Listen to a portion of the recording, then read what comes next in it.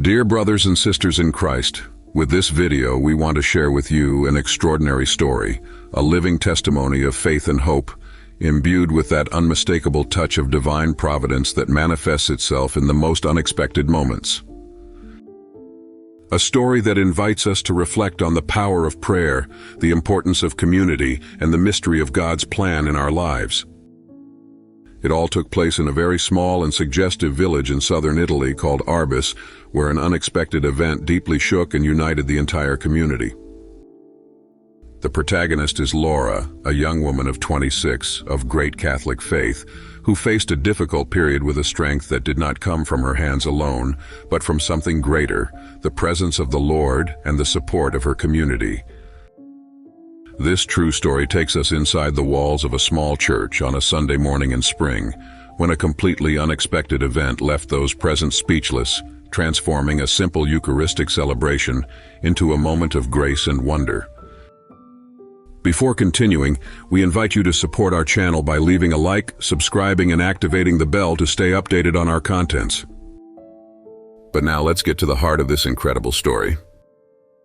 Laura was a young woman who, like many others, faced the difficulties of life with determination, even though the period she was going through was particularly difficult. In her 8th month of pregnancy, a time that should have been filled with joy and anticipation, she found herself instead immersed in a heavy daily routine, full of worries and sacrifices. He lived in a rural setting, where opportunities were limited and medical services were poor. The poor medical service in the area and her economic situation did not allow her to access specialist visits in private clinics, and the absence of her husband Francesco, who emigrated abroad a few months ago to look for work, amplified the sense of loneliness. Francesco, though divided in heart, dreamed of ensuring a better life for his family, even if it meant being away from his beloved Laura and the child who was about to be born. Laura, however, felt the weight of all this.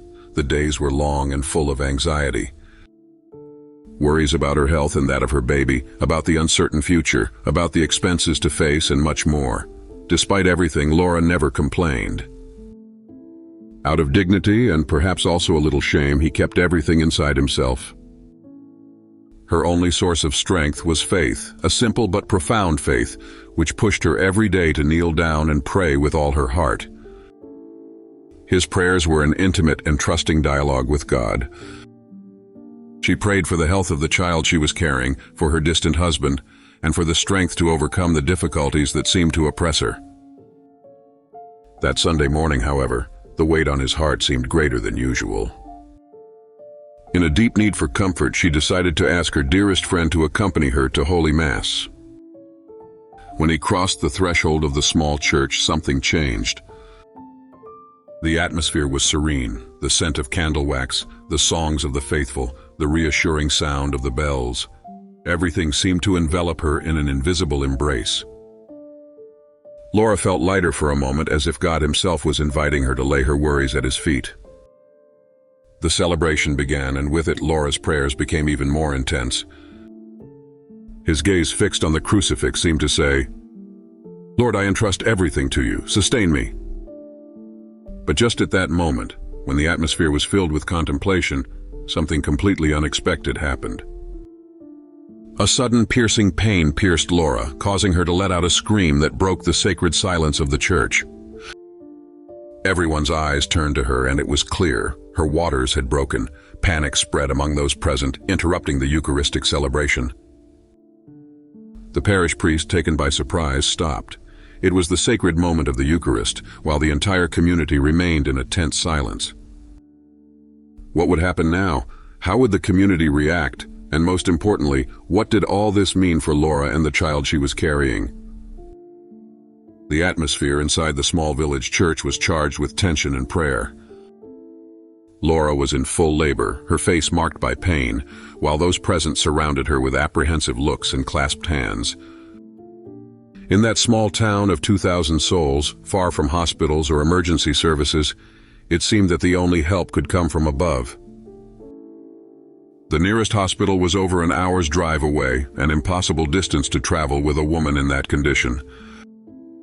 The town is not covered by an ambulance service, much less by an available doctor, especially on Sundays. But the situation was getting worse. But just when all seemed lost, an elderly figure stepped forward from among the faithful. It was Giovanna, an 89-year-old retired midwife, well known in the community for having assisted hundreds of home births during her career.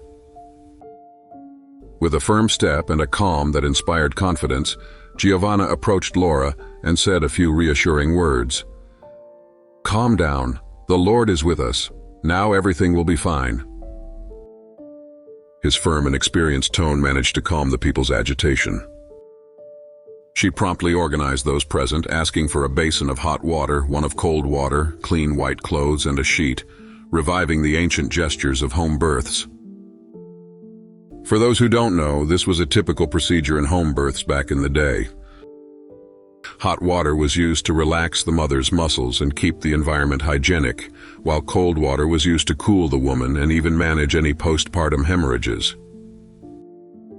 At one time, it was common practice to briefly immerse the newborn in both waters, the cold one to stimulate the first breath and the warm one to give him comfort and cleanliness. Although this practice is obsolete today, in other times it was done with conviction and a high degree of success. Giovanna, with expert hands and decisive movements, guided Laura through the labor. Meanwhile, the rest of the community gathered in prayer, whispering the rosary, invoking the protection of the Virgin Mary, and asking the Lord to watch over mother and son. Time seemed to stand still. Laura's every breath was accompanied by the prayers of those present, and Giovanna's every movement spoke of competence and dedication. And then, between tears and smiles, the miracle happened. A beautiful baby girl was born right there, in the heart of the church. When Giovanna took her in her arms, her face lit up with joy. "She is a baby blessed by God," she whispered with emotion, and the entire community immediately agreed. With Laura's consent, they decided to name the baby Benedetta, which means blessed in Italian. She was truly a baby blessed by the Lord. That name, chosen in a moment of pure grace, embodied the profound meaning of that miracle. The church bells rang out in celebration, carrying the news to the entire town. Those present hugged each other, many with tears in their eyes, aware of having witnessed something extraordinary. In a place consecrated to faith, a new beginning had come to life, transforming pain and fear into joy and hope. But Providence did not stop there. That event deeply touched the hearts of the faithful, pushing them to do something concrete for Laura and her family. They organized a fundraiser to cover the most urgent expenses and committed themselves to finding a job near home for Francesco, Laura's husband, who shortly after was hired as an apprentice in iron, working with a renowned blacksmith in the area. In a short time, thanks to the solidarity and love of the community, the young family's life took a completely new direction. Laura was no longer alone. She had experienced firsthand the power of prayer and the power of divine providence, manifested through friendly hands and generous hearts. The birth of Benedetta was not only the arrival of a new life, but also the symbol of a community that had united in the name of faith, demonstrating that love can truly conquer every difficulty. This story teaches us that in the darkest moments, God can work through simple but meaningful gestures, transforming difficulties into opportunities for grace. If you too have been touched by this true story, we invite you to leave a comment and share your thoughts with us. Don't forget to subscribe to the channel and activate the bell to discover more stories of hope and wonder. Thanks for being with us, and until next time.